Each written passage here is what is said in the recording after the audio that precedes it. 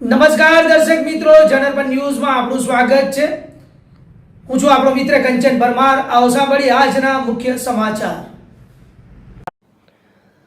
ખાંભા નજીક અસલી પોલીસના હાથે નકલી પોલીસ ઝડપાયો. હની ટ્રેપનો આરોપી પોલીસના નકલી આઈ કાર્ડ સાથે ઝડપાયો. શંકાસ્પદ કારની તલાશી લેતા પોલીસનું નકલી આઈ કાર્ડ મળ્યું. વિદેશી દારૂની 6 બોટલ સાથે ભાવનગર જિલ્લાના જેસરના ચિરાગ જાધવને ઝડપી લીધો. અમદાવાદ નરોડા વિસ્તારમાં હની ટ્રેપનો આરોપી હોવાનું તપાસમાં ખુલાસો થયો. કારના સ્ટેરિંગમાં છુપું ખાનું બનાવીને પોલીસની વર્દીવાળું આઈ કાર્ડ છુપાવ્યું હતું. હની ટ્રેપમાં ફરિયાદી પાસેથી 3 લાખ પડાવ્યા હોવાની વિગતો બહાર આવી છે. ડુપ્લિકેટ પોલીસનું આઈ કાર્ડ રાખી જેસરનો શખ્સ રોફ જમાવતો હતો. Reporter Samir Khokhar, Amreli. Khambha police station તથા નરોડા આઉટપોસ્ટના જે સ્ટાફ જે રાત્રે રેગ્યુલર પેટ્રોલિંગ હતા ત્યારે 9 તારીખની રાત્રે એમને એક સગબંધ ગાડી મળેલી હતી, જેની તપાસ કરતા તેનામાંથી 6 નંગ ઇંગ્લિશ દારૂની બોટલો મળી આવેલી હતી. જ્યારે ગાડીની વધારે સઘન તપાસ કરવામાં આવેલી ત્યારે તેમાંથી એક પોલીસનું ખોટું આઈડેન્ટિટી કાર્ડ મળવામાં આવેલું હતું. અને જ્યારે આ ઈસમ છે ચિરાગ, એની વધારે તપાસ કરવામાં આવી અને એમનું ઈ ગુજકોપ પરથી જ્યારે ગુનાહિત ઇતિહાસ જાણવામાં આવ્યું ત્યારે તેમના દ્વારા હની ટ્રેપના અલગ અલગ ગુનામાં એ સંડોવાયેલો છે એવી જાણકારી પ્રાપ્ત થયેલી હતી.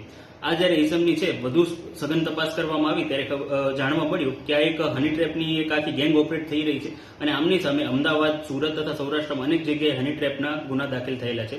આ લોકો દ્વારા આ જે ગેંગ છે એનામાં 2 સ્ત્રીઓ તથા અનેક પુરુષો સામેલ હતા. તેમના દ્વારા જે લોકો છે એમને મેસેજ કરી એકાંત જગ્યાએ બોલાવવામાં આવતા અને જ્યારે એ સ્ત્રીઓ જોડે હોય ત્યારે આ જે ગેંગના સભ્યો છે એ ખોટું પોલીસની આઈડેન્ટિટી કાર્ડ આપી અને એમની ઉપર એક્સટોર્શન કરતા હતા અને એમની પાસેથી પૈસા મેળવતા હતા.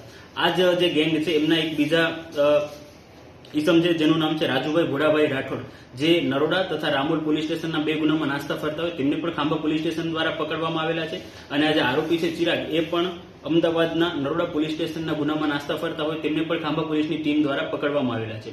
એ સાથે આ જે ગેંગ છે એના દ્વારા અનેક વ્યક્તિઓ જોડે પણ આવી રીતના ફ્રોડ કરવામાં આવેલું છે અને જો કોઈએ જોડે આ ફ્રોડ બનેલું હોય અને એમને જો ફરિયાદ દાખલ ન કરેલી હોય તો તરતમાં જ નજીકના પોલીસ સ્ટેશન અથવા અમરેલી પોલીસનો કોન્ટેક્ટ કરી અને આમની સામે વધુમાં વધુ ગુના દાખલ થઈ શકે એવું કરવું.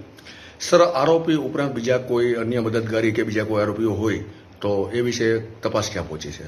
હાલમાં અમારા દ્વારા જે ગુનો દાખલ કરવામાં આવેલું છે એ ફોર્જરીનું છે, જેનામાં એમને પોલીસનો એક ખોટો આઈડેન્ટિટી કાર્ડ છે એ જનરેટ કરેલું છે. એનામાં જે છે એમને આઈડેન્ટિટી કાર્ડ ક્યાંથી બનાવ્યું અને એમને કેવી રીતના મેળવ્યું એનામાં આરોપીઓના નામ ખુલ્યા છે.